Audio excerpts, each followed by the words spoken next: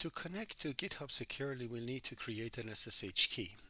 An SSH key is like a digital ID that confirms it's really you when your computer connects to GitHub.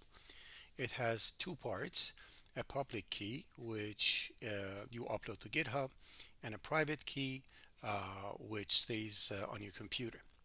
After the setup is done, you can push and pull and clone without typing your username and password to GitHub.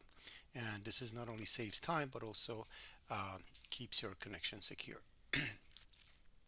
Now, on Windows, we can create this SSH key, which is essentially EdDSA SSH key, using PuTTYGen, which is a simple tool that comes with PuTTY. The EdDSA is a modern, extremely fast and secure type of SSH key that works with GitHub properly. PuTTYGen will generate a public key for you that you'll upload to GitHub, and a private key that you're going to keep on your computer. So this is how it's done.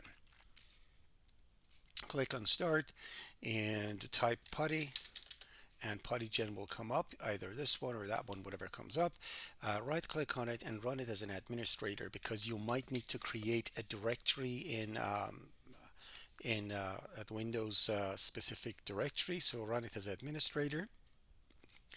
It's gonna probably ask for an authentication or something, and then the PuTTY generator comes up. Click on EdDSA, then you're gonna click on generate and move your mouse inside this text box, the one that says key. This random movement of your mouse will create a random key for you that is unique with your hand movement. So we click on generate and you start moving it in here, and the key is generated. Then you save the private key and public key in your .ssh directory under your user profile. So you click on save private key. It's going to ask you that are you sure you want to do it without a passphrase? Now, what is a passphrase? A passphrase is essentially a kind of a password that is tied to an SSH key. If your computer belongs to you and you have already a user ID and password to log into your computer, you don't need to have a passphrase, because you have access to your computer. Anything in your computer is safe. If this key is created on a public computer that everybody have access to it, then you should add a passphrase key to it. So this is my computer. I don't need to. I'm going to say, are you sure you want to save this key without a passphrase? I'm going to say yes.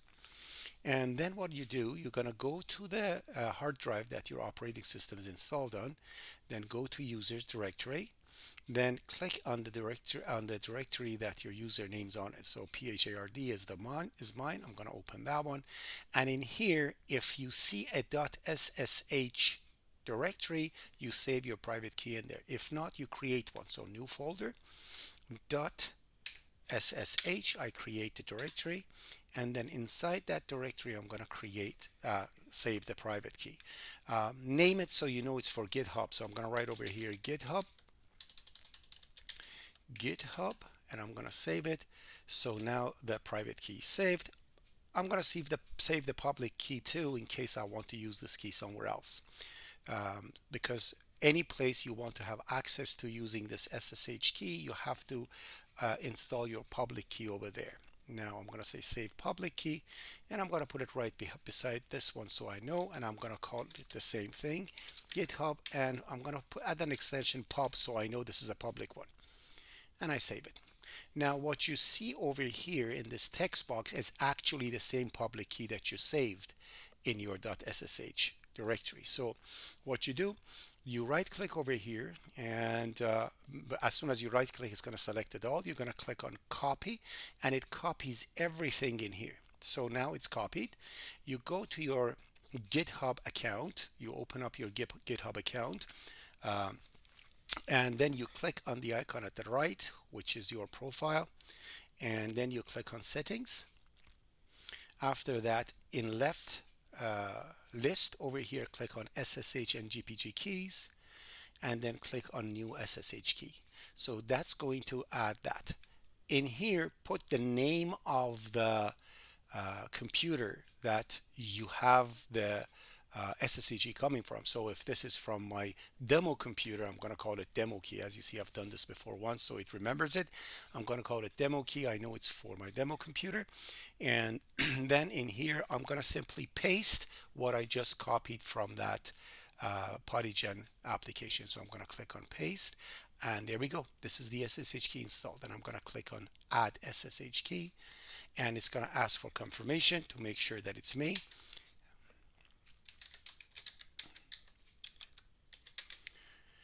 There we go, and now the SSH key is added, and I am authenticated. We're going to see in future how we can actually use this thing to do all the good stuff we are supposed to do with our repository. Thanks for watching.